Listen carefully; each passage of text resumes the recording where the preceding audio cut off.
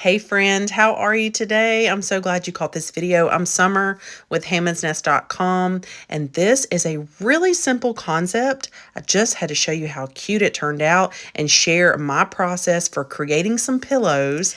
And my approach is no sew because I can't sew. If you can certainly make them that way. But let me tell you what all started this idea, and then I'll give you some details about what you're seeing here with the steps. I came across these placemats. These are, in fact, placemats from TJ Maxx. I knew that I wanted to create pillows. I've actually done another project with them, which was a hanging banner that turned out super cute. But these pillows immediately came to mind, so I'm so glad I was able to do it. So there's that full-size American flag look, and then the other one that kind of coordinates with it with just the stars and the stripes in different spots. It's just a different design. I cut that one in half. And so the placemats full size measure 13 by 19. So I'm going to be making one pillow that's 13 by 19 and then one that's half that size. But instead of just gluing these together and stuffing them, I decided to make some cute little tassels, and that's what you see me making here. And I'm going to make 4 of these shabby fabric tassels for the big pillow. And I just took ripped strips of fabric, I wrapped it around my hand until I was satisfied with how full the tassel was going to be. And then I just, like you can see me here, I'm cutting and I'm tying off the top. And I'm actually going to run some jute string through the loop at the top. And I'm using kind of the end of a paintbrush to create that hole. So once I get that in there, and if you've ever never made a tassel, it's pretty simple, really, really easy actually. And I cut the loops at the bottom. And then as a final look to go with my style, I'm going to use a little brush to kind of make these a little bit more distressed on the end after I trim them up and get them exactly the size that I want.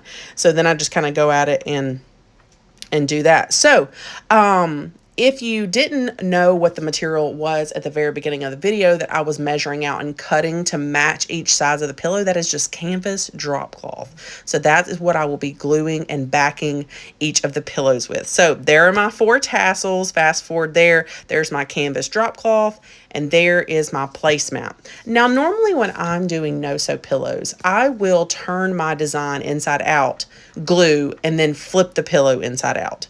But because of the rustic nature, the distressed kind of look of this design on this kind of canvas drop cloth too is kind of what it feels like on the placemat, I decided to just glue it just like this. And that means the edges are going to be tattered. It goes with the tatter of my tassels.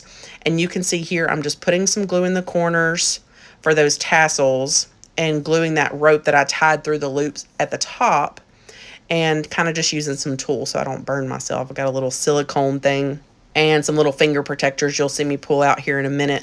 And then I'll just make my way around the pillow. I'm using regular hot glue.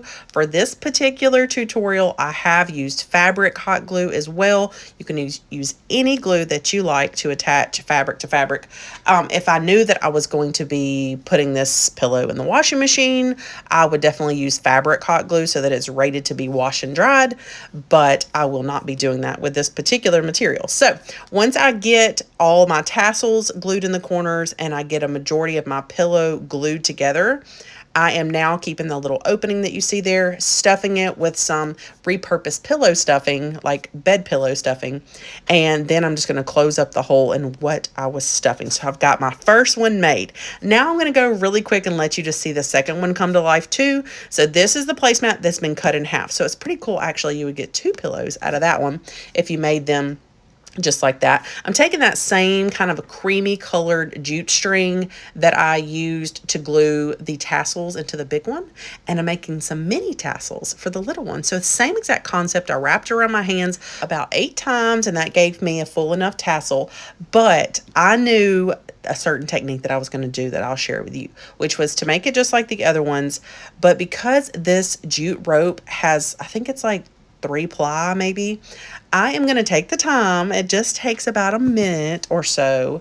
I'm going to take the time to unravel every little piece to make it even fuller and more rustic looking. So you'll see this size tassel, fast forward here. Now look how much more full it looks. I'm going to do the same concept with the little ends and kind of just stress them a little bit with that brush. And now I have a cute little rustic tassel, and I'm going to do 4 of those too. And now we're ready to go. So gluing the tassels in the corner and gluing the pillow up until I'll leave myself just a little bit of room to stuff it. And then I will be finished. I'll show you an in shot here when I'm finished of me styling them just in a chair so you can see them layered on each other, because I think they really coordinate nicely and I love the different sizes. So I hope this one inspires you to, number one, look at placemats a little different and don't be intimidated by projects that look like you might have to sew them, because you can in fact do some no-sew techniques to make this super easy for you and for you to have fun decorating and crafting your home into something beautiful. Let me know what you think about this project, and I hope you'll come back soon for even more creative ideas. Have a blessed day.